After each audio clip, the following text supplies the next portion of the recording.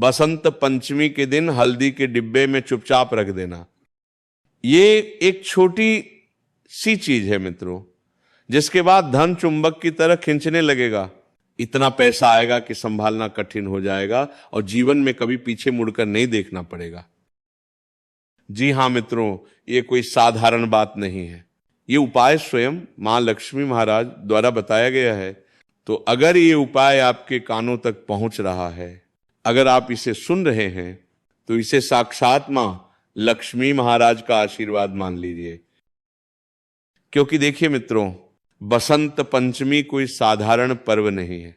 ये न कोई साधारण त्योहार है और न ही कोई साधारण दिन।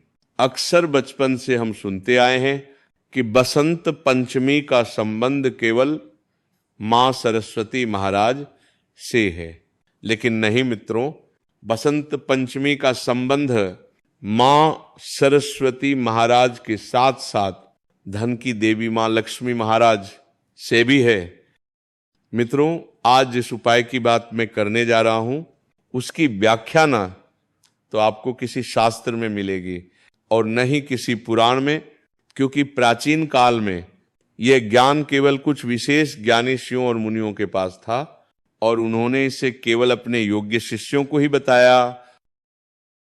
अब मित्रों ध्यान से सुनिए, आखिर वह कौन सी छोटी सी वस्तु है जो आपको बसंत पंचमी के दिन हल्दी के डिब्बे में रखनी है, कैसे रखनी है, कब रखनी है और रखने के बाद कौन से नियम और कौन से संकल्प लेने हैं, ये सब मैं आज आपको विस्तार से बताने जा रहा हूं।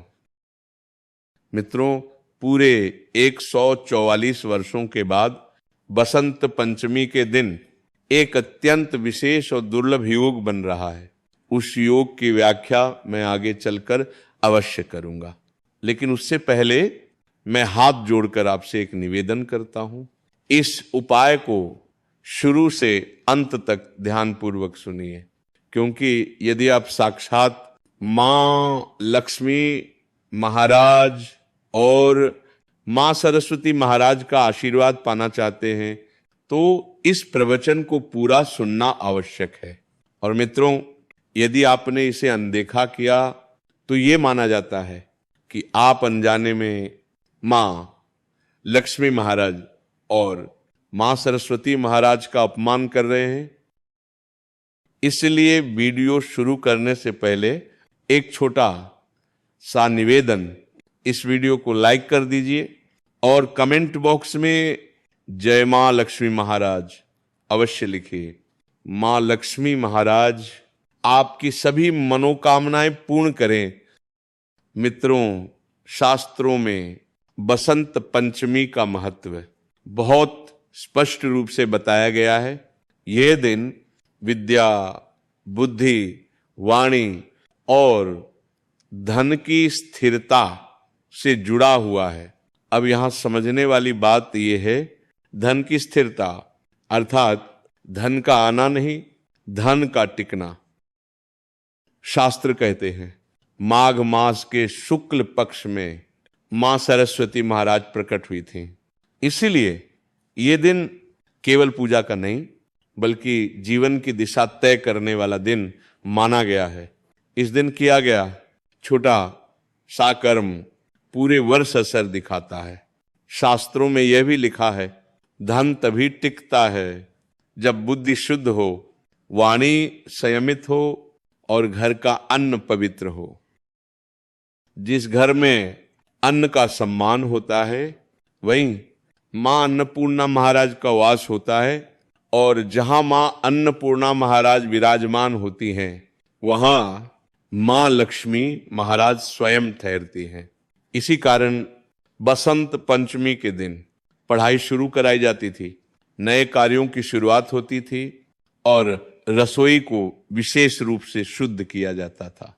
लेकिन मित्रों, आज के समय में लोग इन बातों को अंधविश्वास समझ लेते हैं, पर यदि आपके घर में लंबे समय से क्लेश है, धन टिक नहीं रहा, मेहनत के अनुसार फल नहीं मिल रहा, बीमारी में पैसा खर्च हो रहा है या घर का वातावरण अशांत है, तो मित्रों आज का ये उपाय इन सब समस्याओं की जड़ पर कार्य करता है, क्योंकि जहां अन्न का अपमान होता है वहां मां लक्ष्मी महाराज कभी नहीं रुकती। और शास्त्र कहते हैं जहां अन्न का सम्मान होता है वहां कमी कभी स्थायी नहीं रहती।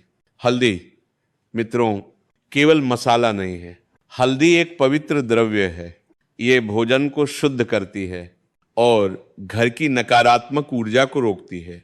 इसीलिए शास्त्रों में कहा गया है हल्दी को हमेशा ढककर सूखी और स्वच्छ जगह पर रखें।